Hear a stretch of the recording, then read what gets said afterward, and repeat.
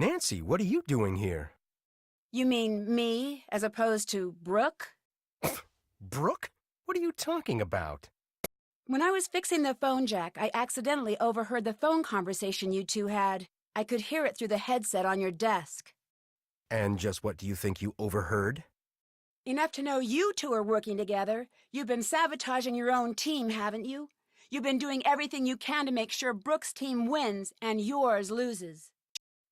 That's ridiculous. That's why you're meeting her way out here, so the people who've been looking up to you all this time couldn't see her paying you off.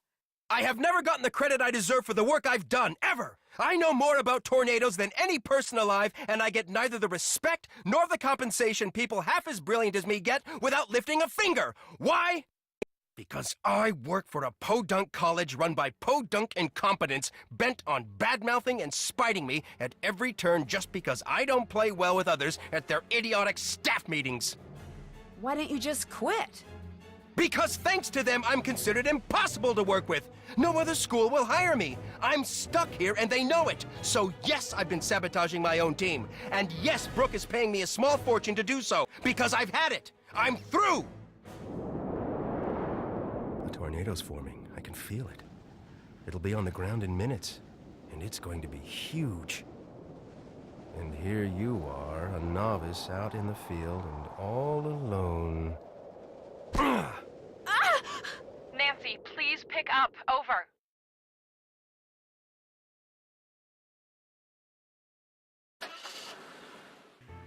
I'm here. I think Scott knocked me out. He did what? When I confronted him about selling the team out to Brooke, he went berserk. I can't believe he would do that, and with Brooke Tavenaugh of all people. Well, we'll deal with that later. Right now, I need you down here at the Grange ASAP. We need to evacuate the theater, and you've got my Grange keys with you in Frosty's car. I'm on my way. Over and out.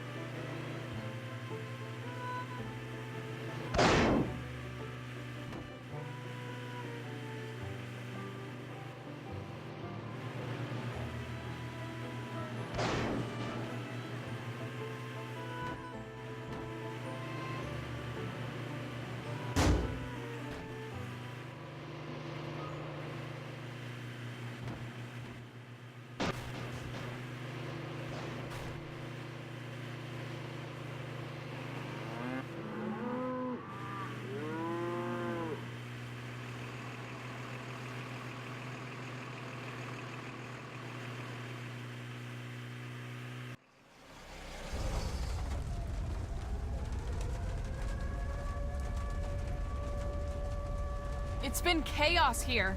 I was able to cobble together a pretty basic tracking system back at the homestead, and instantly I knew we were in trouble. The storm was showing a high potential of moving into town, but without the proper readings, we couldn't issue an alert. I knew we'd have to evacuate the Grange in person. But when we got here, we saw that it's locked. The shelter is locked on a performance night. I need you to take care of this while the rest of us work on a backup plan, okay?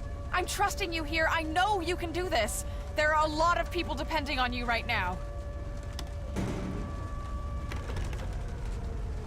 What is this now? Who would double lock a storm shelter? Nancy, quick, which key opens the shelter? Yes, you did it! Nice job, Nancy.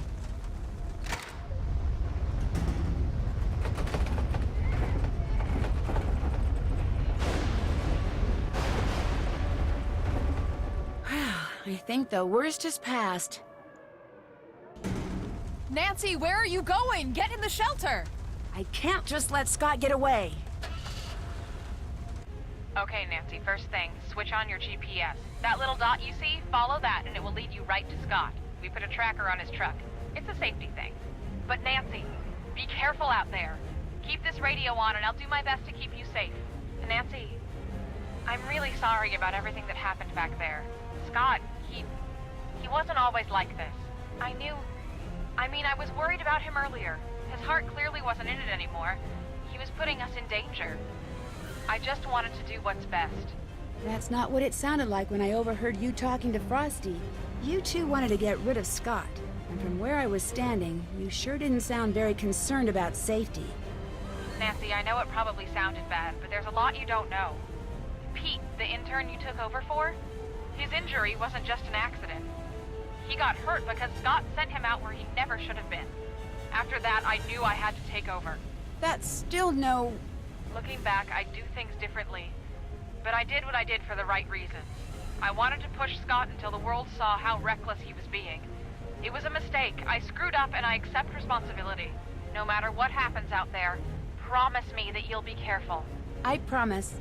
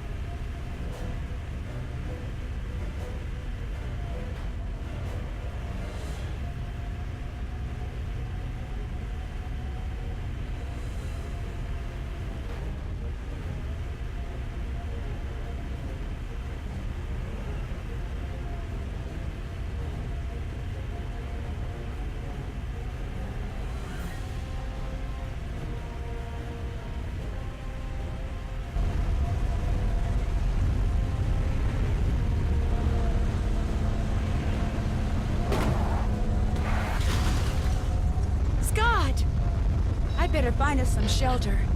Wonder if there's a way to get into the spring house.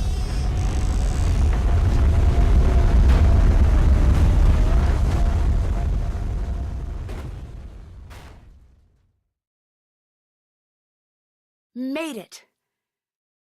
Dear Ned, once the theater was successfully evacuated, Debbie and Chase were able to follow the GPS tracking signal to the spring house, where Scott and I had safely weathered the storm. Although he was pretty seriously shaken up in the crash, Scott came to in time to see Frosty arrive with the police. He received community service for destruction of public property and interfering with public safety records. He didn't fare so well with the college. They fired him quicker than lightning hitting a bee-stung greyhound, as they say around here. So it looks like he'll actually be serving the community now, instead of just pretending to, even if it's just by picking up garbage by the side of the road. Word spread quickly about Scott's misdeeds. Love, Nancy.